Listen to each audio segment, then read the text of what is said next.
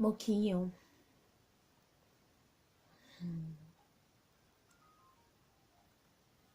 Ẹ ṣé tẹ́ tẹ́tí sí mi.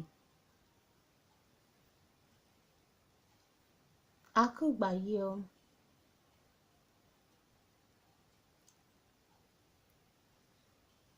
Èmi tí nítòótọ́ àìtalẹ̀ abiyamọ. Ẹ káàbọ̀ sí abala ètò tí mo pè ní DIY PT tools, àwọn irinṣẹ́ tí ó wúlò fún iṣẹ́ òbí ní ṣíṣe. Lábala eléyìí, oríṣiríṣi ọ̀nà tí ṣíṣe iṣẹ́ òbí tó lè fi rọ̀ wá lọ́rùn, àwọn tools, àwọn tips, skills tá a lè lò towards positive parenting of our children. Ẹ máa bá mi ká lọ.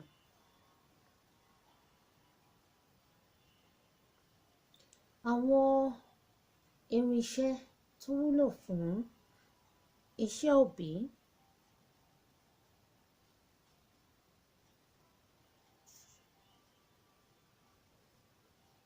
ní ṣíṣe. Ọ̀pọ̀lọpọ̀ irinṣẹ́ ló wà tó lè mú iṣẹ́ òbí ní ṣíṣe jẹ́ ohun ìrọ̀rùn. Ọ̀kan nínú àwọn ohun èlò tí mò ń sọ wọ̀nyí òun ni ojúkòrò, eye contact, fífi ojú rinjú. Fún àwa òbí, ó ṣe pàtàkì fún wa láti máa maintain eye contact. Ojúkòrò, ìfijúrinjú.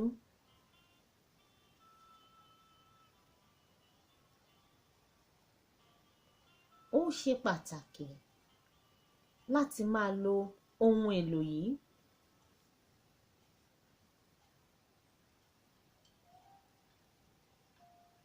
Pàápàá jùlọ fún gbogbo ọmọ, ṣùgbọ́n ní kókó jùlọ àwọn ọmọ tá a bí sókè òkun. Gẹ́gẹ́ bẹ́ ẹ ṣe mọ̀ pé báyìí là ń ṣe nílẹ̀ wa, èèwọ̀ bòmíì.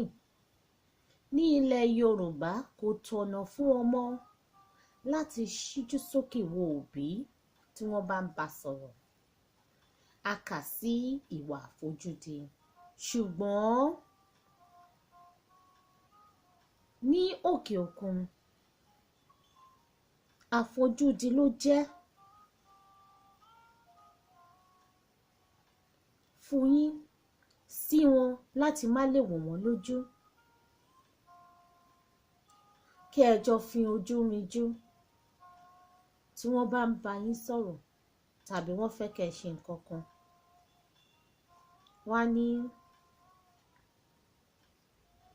Wọ́n lè kọbi ara sí i.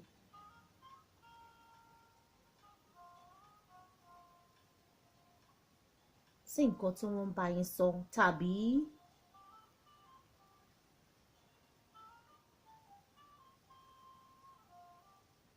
tàbí ẹ fẹ́ ṣe é, àti pé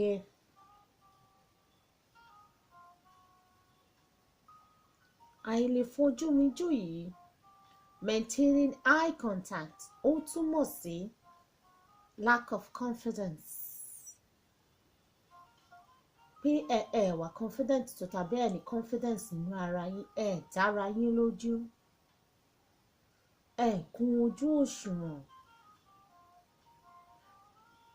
Wọ́n tún lè rò pé ẹ ní low self esteem. Fún ìdí eléyìí, tí a bá ń bá àwọn ọmọ wa sọ̀rọ̀ tàbí à ń bẹ̀ wọ́n ní nǹkan, à ń rán wọn níṣẹ́, a ní láti wà ní high level pẹ̀lú wọn. Ẹ ní láti rí pé ẹ wà níbi tí ẹ ti lè fi ojú rinjú, ẹ lè jọ jókòó, ẹ lè jọ dúró, ojú yín ṣáà ti jọ rinjú. Only the main point.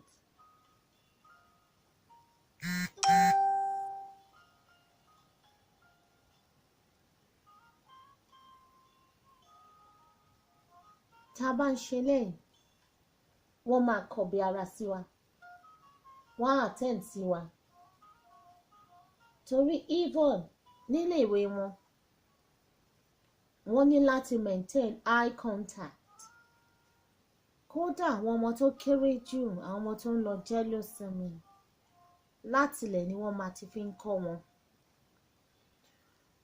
Fún àpẹẹrẹ, tẹ́ bá fẹ́ bọ́ ọmọ tó ń lọ jẹ́lósinmi sọ̀rọ̀, ẹ ní láti stoop down low to their level. Ẹ bẹ̀rẹ̀ mọ́lẹ̀ débi pé ojú yín àtojú wọn àrìnjú, ẹ wá pàkíyèsí ẹ̀ sí nǹkan kí nǹkan tẹ́ bá fẹ́ kó ṣe.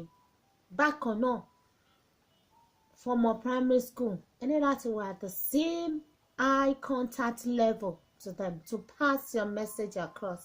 That is you engaging them. That is you getting their attention. What they might respond appropriately.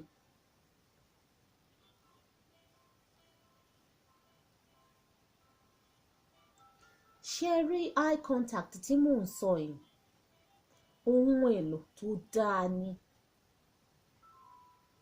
fún àwa òbí láti máa lò pẹ̀lú àwọn ọmọ wa. Eléyìí sì rọrùn púpọ̀ torí láti jẹ́lósinmi náà ti fi ń kọ́ wọn. Ẹ̀yin gan lè fi kọ́ ọmọ nínú ilé. Wọ́n ṣe ní jẹ́lósinmi primary school, secondary school, even tó fi dé university, títí tó fi dé ẹnu iṣẹ́. Tẹ́ bá lọ fún job interview, ẹ ní láti maintain eye contact. Tẹ́ ẹ bá maintain eye contact, kẹ́ ẹ tiẹ̀ wà confident gan, ó lè cost yín níṣẹ́ yẹn. So eye contact is very, very important. Ẹ má ṣì mí gbọ́ o. Wíwo ẹni lójúkòró yìí, fífi ojú rinjú yìí, ó yàtọ̀ sí kọ́mọ yájú sí yín o, tàbí kó rin yín fín.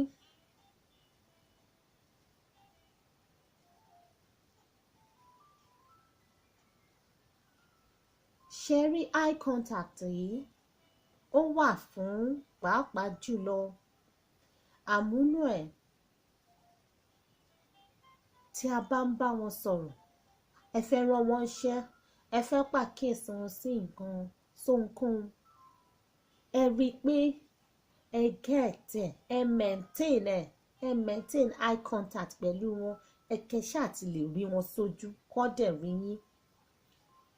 Eye contact yìí a lè bẹ̀rẹ̀ láti ọmọ ọdún kan, èjì tó bá ti ń lọ jẹ́lósinmi. Àwọn tó bá ti bẹ̀rẹ̀, ẹ ṣé, ẹ kú iṣẹ́. Àwọn tí wọ́n bá ì tí bẹ̀rẹ̀, àsìkò ní kẹ́ ẹ máa fi ojú rinjú pẹ̀lú àwọn ọmọ, pàápàá jùlọ when you're communicating, talking to them. Ṣé rí eye contact yìí, ó dáa púpọ̀. Àǹfààní ẹ̀ kódà mi ò lè sọ tó, sọ àsọdùn bó ṣe dáa sí tó. A tún lè lò ó láàrin lọ́kọláya, a lè lò ó láàrin ẹbí, a lè lò ó pẹ̀lú ọ̀rẹ́, a lè lò ó níbi iṣẹ́ àtojúlùmọ̀. Ó máa ń build self-confidence, self-esteem. Ṣé ẹ mọ̀ pé nílẹ̀ Yorùbá, mo ṣe bí wọ́n ní kọjú sí mi ojú lọ́rọ̀ wà, àti pé ojúkòrò kì í pojúkòrò jẹ. Ju gbogbo ẹ lọ,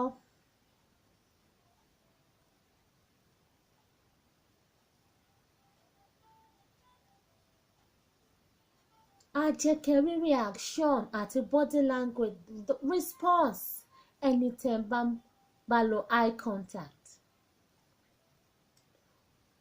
Ó máa jẹ́ kẹ́ ẹ mọ reaction àti body language wọn sí that particular ohun pàtó tẹ́ ń bá wọn sọ àbí tẹ́ fẹ́ kó ṣe fún yín.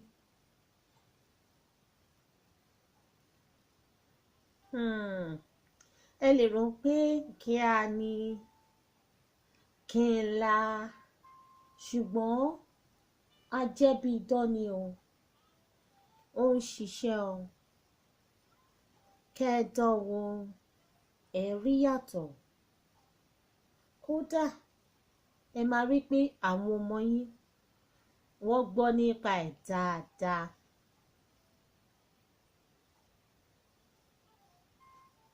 So